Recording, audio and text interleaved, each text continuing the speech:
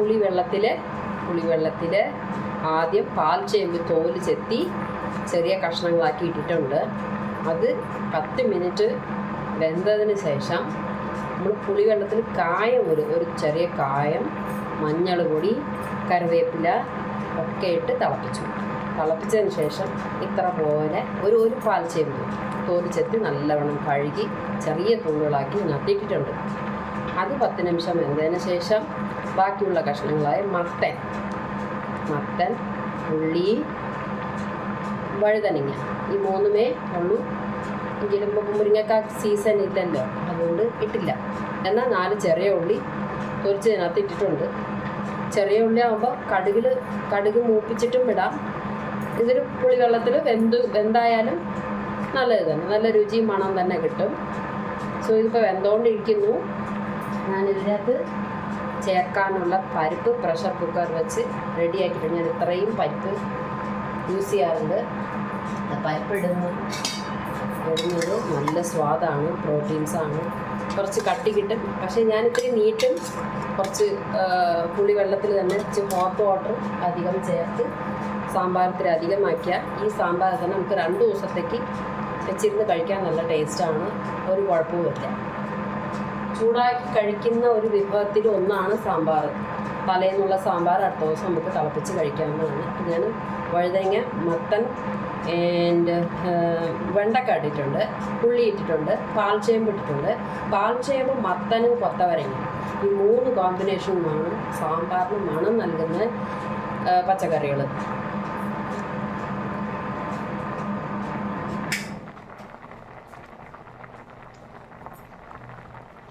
ഇതിനകത്ത് വേണമെങ്കിൽ ഇനിയും ക്യാരറ്റ്, വെള്ളരിക്ക ഒക്കെ ഇടാവുന്നതാണ്. നമ്മൾ കൂടുതൽ കഷ്ണങ്ങൾ വേസ്റ്റ് ആകണ്ടെന്ന് വെച്ചിട്ടാണ് ഞാൻ പിന്നെ ഇത് മാത്രമാക്കിയത്. ഇപ്പം തന്നെ കഷ്ണങ്ങൾ നല്ലപോലെ ആയിട്ടുണ്ട്. നമ്മൾ അതിനനുസരിച്ച് വെള്ളം, ഹോട്ട് വാട്ടർ ചേർത്ത് സാമ്പാറിൻ്റെ അളവ് കൂട്ടാം. ഇപ്പം നമ്മൾ പുളിവെള്ളത്തിൽ ഉപ്പിട്ട് സാധനങ്ങൾ വേവിച്ചിട്ടുണ്ട്. 5-6 പച്ചമുളക് കീറിയിട്ടിട്ടുണ്ട്. കാരണം പച്ചമുളക് പുളിവെള്ളത്തിൽ വേകുമ്പോൾ അതിൻ്റെ ഒരു സ്മെല്ല് നല്ലതാണ്. നമ്മൾ ഈ ചേമ്പ് കുറച്ച് വേവുള്ളതാണ്. എന്നിട്ട് നേരത്തെ ഇടണം വേവിക്കാനായിട്ട്, അല്ലെങ്കിൽ വേവത്തില്ല. ഒരു 10 മിനിറ്റ് കഷ്ണങ്ങൾ ഇടുന്നതിന് മുമ്പ് ഒറ്റയ്ക്കിട്ട് നല്ലപോലെ വേവിച്ചെടുക്കണം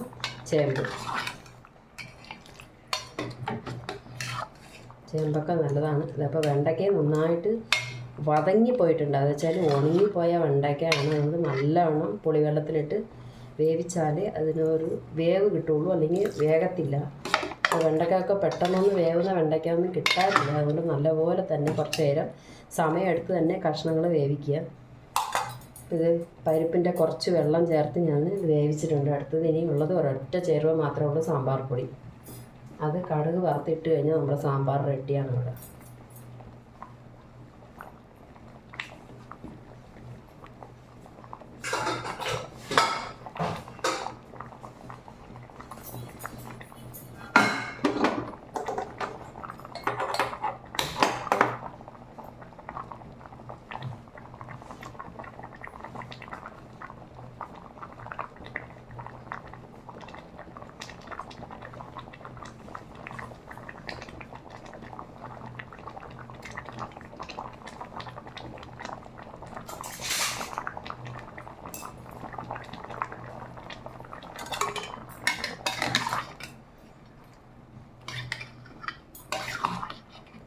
ഇടയ്ക്കിടയ്ക്ക് ഇളക്കി കൊടുക്കണം, അതിന് പരിപ്പ് അടിയിൽ പിടിക്കും.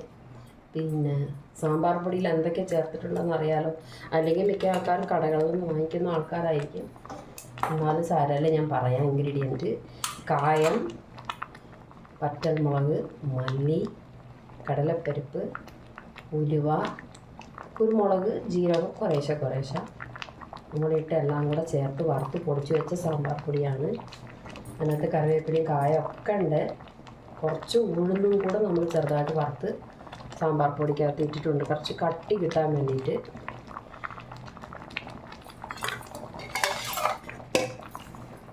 സാമ്പാറെന്ന് വെച്ചാൽ എല്ലാവർക്കും ഏറ്റവും ഇഷ്ടപ്പെട്ട ഒരു സാധനമാണ്. സദ്യയുടെ സാമ്പാർ കുറുകുറാന്നിരിക്കും. പച്ചക്കറികൾ നല്ലപോലെ വെന്താലേ സാമ്പാർ കുറുകുറാന്ന് വരും. അത് കോരി ഒഴിച്ച് സാമ്പാർ ചോറിൻ്റെ അകത്ത് കഴിക്കുമ്പോൾ ഒരു പ്രത്യേക സ്വാദാണ്. പിന്നെ രസത്തിന് പോലെ അധികം നിൽക്കാറില്ല ആൾക്കാർ. അപ്പം സാമ്പാർ നല്ലപോലെ ആയി കുറച്ച് നെയ്യും കൂടെ ഒഴിച്ചാൽ അടിപൊളി സാമ്പാർ റെഡിയാണ്. ഇവിടെ ഞാൻ മറ്റേ ചെറിയ ഉള്ളി ഒരു 5-6 തൊലിച്ചിട്ടിട്ടുണ്ട്. ഇതിൻ്റെ മണം എന്ന് പറഞ്ഞാൽ പറഞ്ഞറിയിക്കാൻ വയ്യ, അത്രയ്ക്ക് നല്ല മണമാണ്. പച്ചമുളക് ഇട്ടിട്ടുണ്ട്, മത്തൻ ഇട്ടിട്ടുണ്ട്, കത്തിരിക്കയും പിന്നെ വെണ്ടക്ക, ഇത്രയാണ് കഷ്ണങ്ങളുള്ളത്. നമ്മളിപ്പോൾ സാമ്പാറിന് എങ്ങനെയാണ് നമ്മൾ സാമ്പാർ പൊടി ഡ്രൈ റോസ്റ്റ് ചെയ്തിട്ടാണ് പൊടിച്ച് വെച്ചിട്ടുള്ളത്. ഇനിയിപ്പോൾ നമ്മളത് കടുക് വറുത്ത് അതിൻ്റെ കൂടെ ചെറുതായിട്ടൊന്ന് മൂപ്പിച്ചെടുത്ത് ഇതിനകത്ത് ചേർക്കും. അതാണ് നമ്മുടെ സമ്പ്രദായം കംപ്ലീറ്റ് ആവും.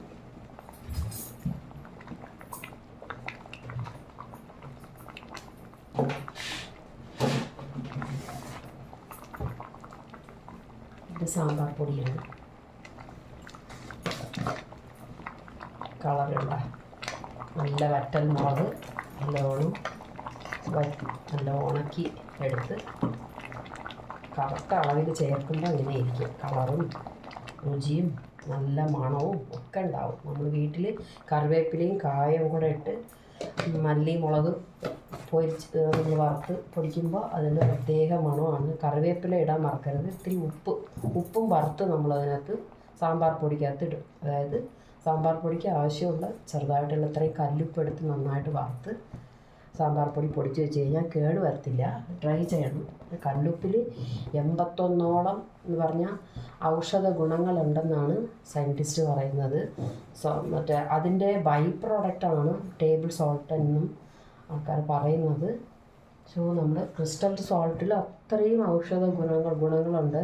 നമ്മൾ ടോൺസിൽസ് അതിനെയൊക്കെ പ്രൊട്ടക്റ്റ് ചെയ്യുന്ന ഒരു ഘടകവും കൂടിയാണ് കല്ലുപ്പ്.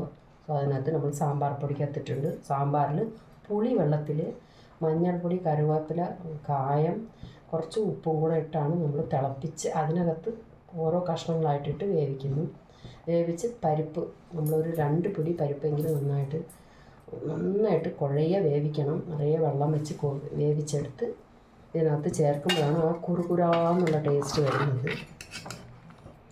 ഇത്രയും കൺസിസ്റ്റേ പാടുള്ളൂ. കൂടുതൽ കട്ടിയായി കഴിഞ്ഞാൽ പിന്നെ വീണ്ടും വെള്ളം ചേർക്കേണ്ടി വരുന്നതാണ്. അതുകൊണ്ട് അതിനനുസരിച്ച് സാമ്പാർ പൊടി ചേർക്കാവൂ.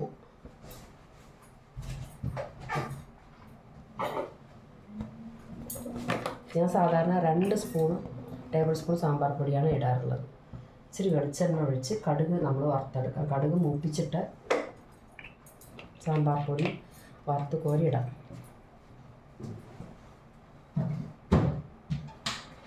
കറിവേപ്പിലയിൽ ഒരുപാട് പൊട്ടാസ്യം, അയൺ, ഇങ്ങനത്തെ ഒരുപാട് സാധനങ്ങളുണ്ട്. സോ ഇത് നമ്മൾ മുടി വളരാൻ മാത്രമല്ല, മുടി എന്ന് പറയുന്നത് നമ്മുടെ ദേഹത്തിൻ്റെ ആരോഗ്യത്തിനെയാണ് ഡിനോട്ട് ചെയ്യുന്നത്. നഖവും മുടിയും നല്ലപോലെ സ്ട്രോങ് ആണെങ്കിൽ അവർ നല്ല ആരോഗ്യവതിയാണെന്നാണ് നമ്മുടെ വൈദ്യന്മാർ പറയുന്നത്. സോ മുടി വളരാൻ നമ്മളിതൊക്കെ കഴിക്കുന്നത് കാരണം എന്താണെന്ന് വെച്ചാൽ ആരോഗ്യം വർദ്ധിക്കാൻ കൂടിയാണ്. ഇൻഡയറക്റ്റായിട്ടാണ് നമ്മളെ കൊണ്ട് ഇങ്ങനെ പറയിപ്പിച്ചിരിക്കുന്നത്. നല്ല മുടി വേണം എന്ന് പറഞ്ഞാൽ ആ കുട്ടി നല്ല ആരോഗ്യവതിയാണ് എന്നാണ് ധാരണ. അപ്പോൾ നമ്മൾ ഇതുപോലെ ഔഷധ ഗുണങ്ങളുള്ള സാധനങ്ങളൊക്കെ ഇടയ്ക്കിടയ്ക്ക് ഇങ്ങനെ ഉണ്ടാക്കി കഴിക്കുക. അപ്പം അത് 1 സ്പൂൺ കടുകിട്ടു, ചെറുതായിട്ട് ജീരകം കൂടെ ഞാൻ ചേർക്കും വറുത്ത് കോരിടുമ്പോൾ. അതിൻ്റെ ഒരു മണത്തിന് വേണ്ടിയിട്ടാണ്. പക്ഷേ നല്ലതാണ്. ജീരകം ആദ്യമേ നമ്മൾ കുറച്ച് സാമ്പാറിനകത്ത് വറുത്തിട്ടിട്ടുണ്ട്. എന്നാലും ഇപ്പം കുറച്ച് ഫ്രഷ് ജീരകം വറുത്ത് ഇടാം. ഒരു രസത്തിൻ്റെയൊക്കെ ഒരു സ്മെല്ല് വരും.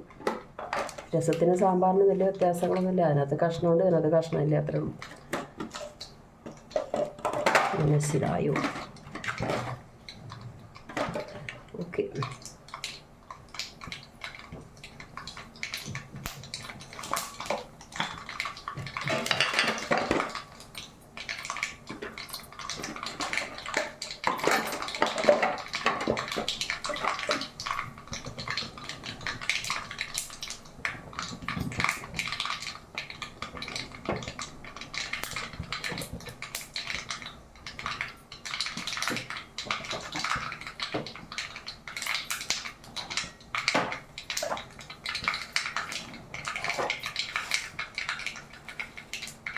ജീരകം അറിയാലോ, ചെറിയ ജീരകമാണ്, വലിയ ജീരകം ഇടരുത്. ഞാൻ വലിയ ജീരകം എന്ന് പറഞ്ഞാൽ അത് ഗരം മസാലയുടെ കൂടെ ഉള്ളതാണ്.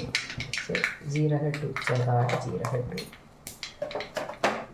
ഇപ്പം ഓഫ് ചെയ്യുക, അടുപ്പ് ഓഫ് ചെയ്തിട്ട് സാമ്പാർ പൊടി ഇടണം. ഒരുപാട് പൊടി പെട്ടെന്ന് കരിഞ്ഞു പോവും.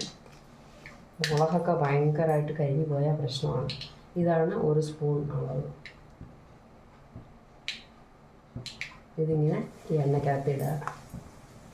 വീണ്ടും 1 സ്പൂൺ കൂടെ എടുത്ത് ഈ എണ്ണയ്ക്കകത്ത് ഇടുക. അത്ര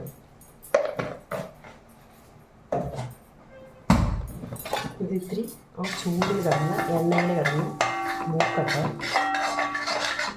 ഇതിനകത്ത് നമ്മൾ ചൂടുവെള്ളം ചേർക്കാൻ വെച്ചിരിക്കുന്ന സാധനം ഇതിനകത്ത് കയറ്റി ഒഴിച്ചാൽ മതി.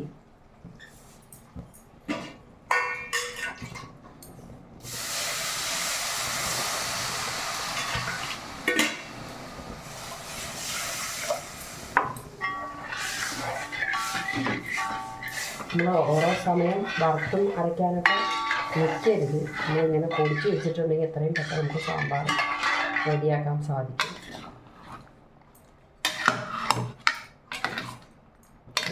ചിലരുടെ ഇതോടെ തന്നെ സ്റ്റോക്ക് ചെയ്താൽ നല്ല ടേസ്റ്റാണ്, ആൾക്കാർക്ക് ഭയങ്കര ഇഷ്ടമാണ്. പക്ഷേ ഇത്തിരി പുളി കുറച്ചിടണം. പുളി ഇപ്പം കുറച്ച് ബാലൻസിങ് ആയിരിക്കും. ഇതിങ്ങനെ നമ്മൾ മുളക് പൊടികളൊക്കെ ഇടാതെ കഴിച്ചിട്ടുണ്ടെങ്കിൽ പുളി ഇച്ചിരി മുമ്പിലായിരിക്കും. അതുകൊണ്ട് നമ്മളെന്ത് ചെയ്യണം, ഇതിൻ്റെ സാമ്പാർ പൊടി കൂടെ ഇട്ടേ പറ്റും. ഇച്ചിരി എരിവൊക്കെ വേണ്ടേ. അപ്പോൾ നമ്മൾ കുരുമുളകും കൂടെ ഇതിനകത്ത് ഇത്തിരി ആഡ് ചെയ്യാം. നല്ലതാണ്. എന്ത് വിഷാംശവും എടുക്കാനുള്ള കഴിവ്, നമ്മുടെ ലിവറിൽ ഡെപ്പോസിറ്റ് ആയിരിക്കുന്ന കുറച്ച് വിഷാംശങ്ങളൊക്കെ ഉണ്ടാവും. അതൊക്കെ എടുത്ത് കളയാൻ വേണ്ടിയിട്ടും കിഡ്നിയെ സംരക്ഷിക്കാനും ഇത് ഏറ്റവും ഉപകാരിയാണ് കുരുമുളക്.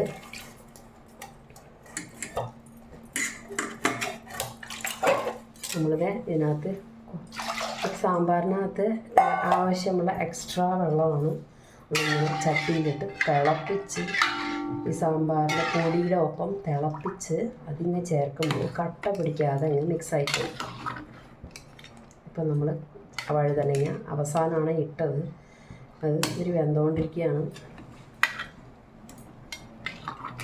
നമുക്ക് നല്ല സദ്യ സാമ്പാർ കുറുകുരാന്നുള്ള സാമ്പാർ റെഡി ആയിട്ടുണ്ട് ഇവിടെ.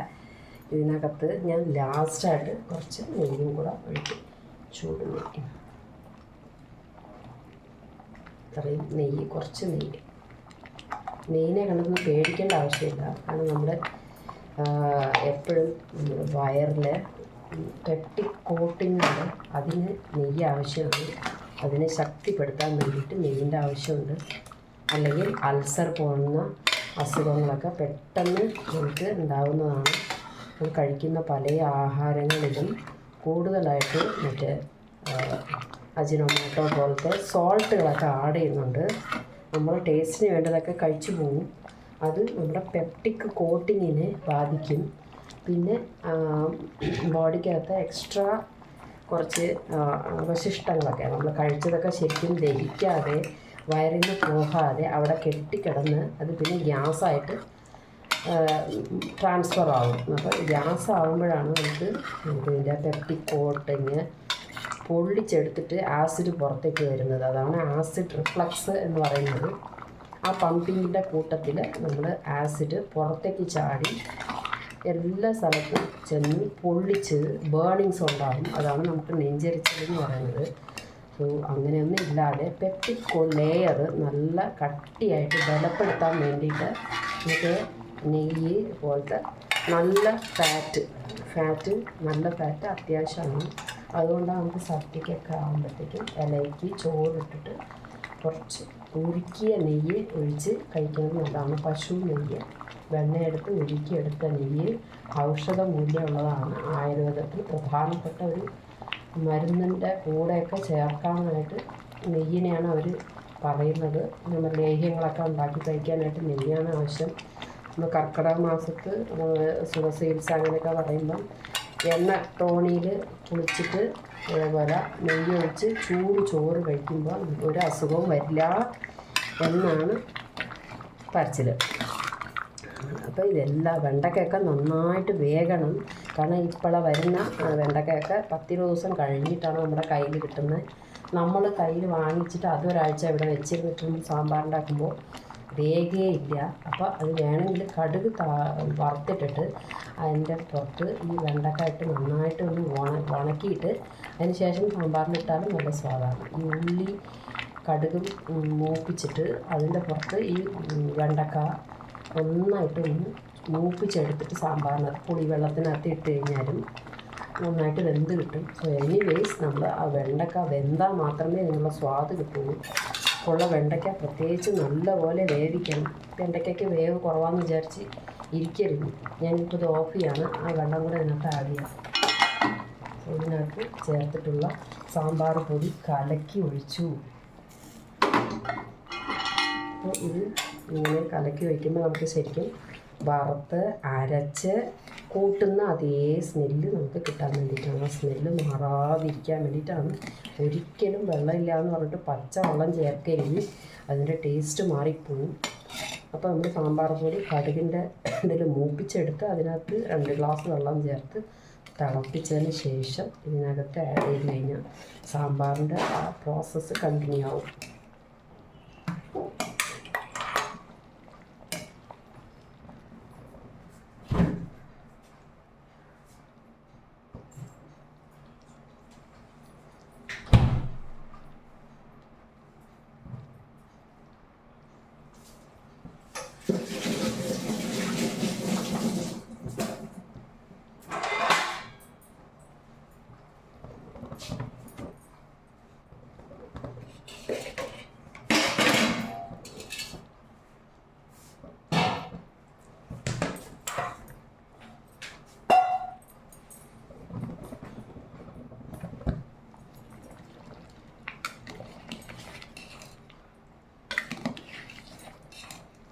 നല്ല കുറുകുറാന്നുള്ള സാമ്പാർ, പരിപ്പും പച്ചക്കറിയും സാമ്പാറിൻ്റെ പൊടിയും ഒക്കെ അളവിന് ഇടുമ്പോഴേ ഈ കൺസിസ്റ്റൻസിക്ക് വരത്തുള്ളൂ.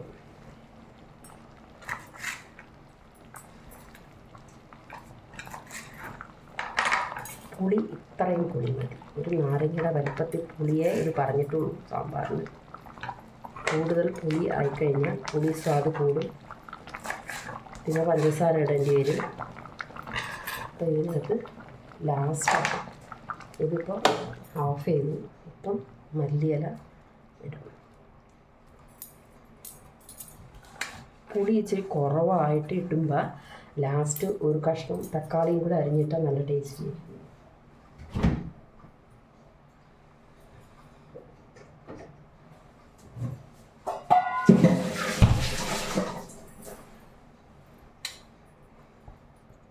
പച്ച തക്കാളി യൂസ് ചെയ്യുമ്പോൾ അതിനകത്ത് ബി കോംപ്ലക്സ് എന്നുള്ള നമ്മുടെ വാക്കുള്ളിനും മറ്റ് എല്ലാത്തിനും ഉള്ളതാണ് ഈ ബി കോംപ്ലക്സ് പറയുന്നത്. പച്ച തക്കാളിയിൽ ഇഷ്ടം പോലെ ഉണ്ട്.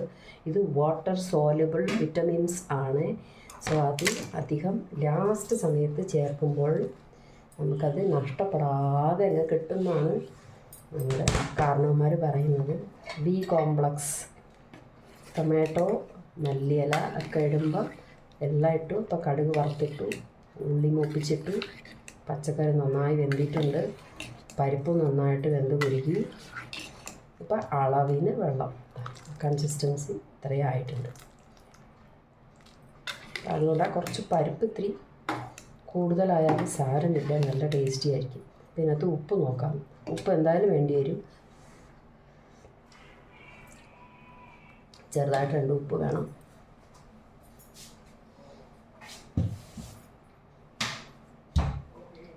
പുളിയൊക്കെ കറക്റ്റ് അളവിനാണ്. നൂല് പിടിച്ചതുപോലെ പുളി ഉപ്പൊക്കെ കറക്റ്റായിട്ടുണ്ട്. ഉപ്പിൻ്റെ ആവശ്യമില്ല.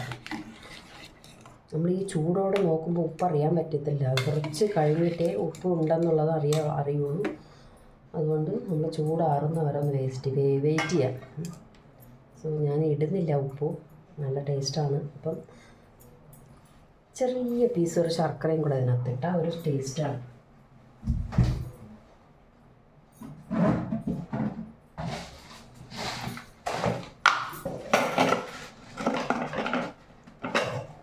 ചെറിയൊരു പീസ് ശർക്കര. ഞാൻ എപ്പോഴും സാമ്പാറിന് വറക്കുമ്പം മല്ലിപ്പൊടി കുറച്ച് അധികം ഇടാറുണ്ട്. എനിക്ക് മല്ലിയുടെ സ്മെല്ല് ഭയങ്കര ഇഷ്ടമാണ്. സാമ്പാറിനകത്ത് മല്ലിയുടെ സ്മെല്ല് ഭയങ്കര പ്രാധാന്യം നൽകുന്നതാണ്. നമ്മളതിൽ കൂടാതെ കുരുമുളകും ജീരകവും കൂടെ ചേർത്തിട്ടുണ്ട്, വറുത്ത് ചേർത്തിട്ടുണ്ട്. So best of the best sambar ready. Thank you for watching.